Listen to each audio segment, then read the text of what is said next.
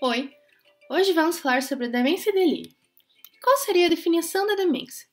Podemos definir a demência como declínio cognitivo ou alterações neuropsiquiátricas se comparados ao nível prévio de desempenho e atividades de vida diária, tendo perda de independência e funcionalidade. Algumas das demências mais comuns são a doença de Alzheimer, demência vascular, além da frontotemporal e mista. Os principais fatores de risco para a demência são envelhecimento, múltiplas comorbidades, baixo nível socioeconômico e baixa escolaridade.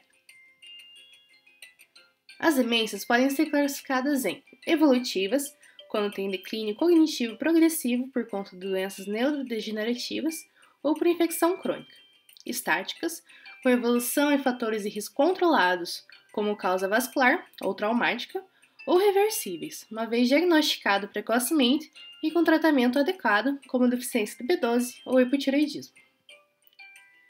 Pensando no diagnóstico, os tipos mais comuns são doença de Alzheimer, vascular, mista, por Corpus-Levy ou doença de Parkinson. Por terem etiologias diferentes e quadros semelhantes, o diagnóstico não é fácil. O paciente deve ser acompanhado regularmente na atenção primária à saúde, com um profissional auxiliando na prevenção e diagnóstico de forma essencial. Assim, o diagnóstico é clínico, sendo importante ter uma anamnese detalhada. Também é importante descartar doenças psiquiátricas ou quadro de estado confusional agudo, uma vez que também podem apresentar sintomas cognitivos e comportamentais. Para fechar o diagnóstico de demência, é necessário que esses sintomas afetem a funcionalidade do paciente, atrapalhando em suas atividades de vida diária.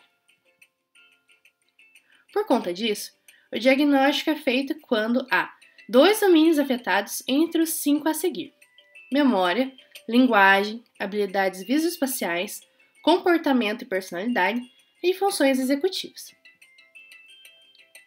Para avaliar, precisamos entender o início dos sintomas, o grau de prejuízo funcional, se o paciente apresenta fatores de risco cardiovascular, dependências, quais medicamentos faz uso e se apresenta doenças psiquiátricas ou outras comorbidades. Como diagnóstico diferencial, precisamos descartar o quadro de delírio e de depressão. O delírio é um distúrbio da atenção e consciência. É um quadro flutuante, com duração entre dias e horas. Pode afetar a memória, orientação, linguagem, percepção e habilidade visoespacial. Apresenta início súbito e potencialmente reversível. Pode ser hipoativo, hiperativo, com alterações no sono e emocionais. É frequentemente associado com infecções ou uso de medicamentos como benzodiazepínicos. Aqueles que tiverem declínio cognitivo leve ou demência apresentam maior risco para desenvolver delírio. Pensando na depressão, ela é uma doença comumente associada com declínio cognitivo leve em idosos. Então, é importante considerar na lista de hipóteses diagnósticas. Para isso, utilizamos a escala de depressão geriátrica abreviada para auxiliar no diagnóstico, ou podemos ainda fazer uso de teste terapêutico com ISRS por período de 4 a 8 semanas. Na anamnese e exame físico, é importante tirar uma história detalhada com o exame clínico como suporte para investigação de demência, devendo focar no exame neurológico para avaliar déficits focais, rigidez motora, instabilidade postural, movimentos anormais ou tremor ao repouso. Para isso, podemos utilizar o mínimo exame de estado mental, o minimento, que auxilia na triagem e acompanhamento ao longo das consultas, sendo que o valor desse deve ser adequado para o grau de escolaridade do paciente.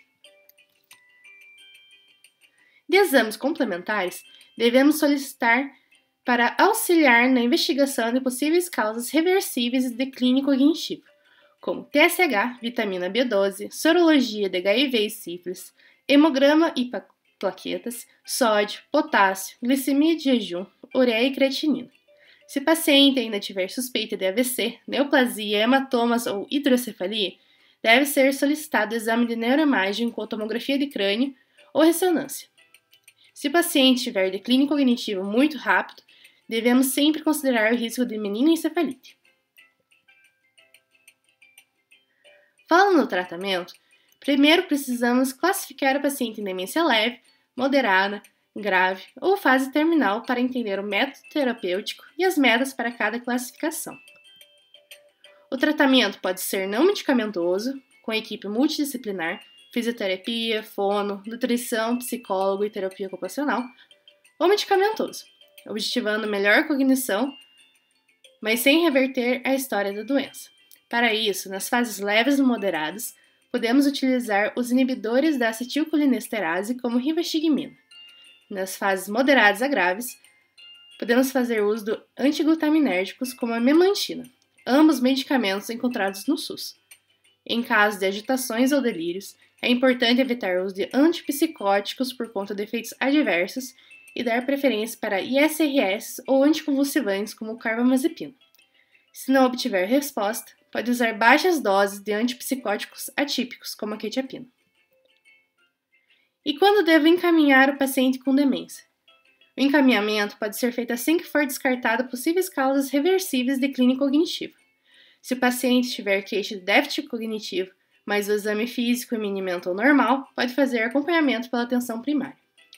Se tiver declínio de forma súbita ou rapidamente progressivo, é importante encaminhar para o serviço de emergência ou pedir avaliação de um especialista. E esse foi o vídeo de demência Deli. Espero que tenham gostado, obrigada e até a próxima!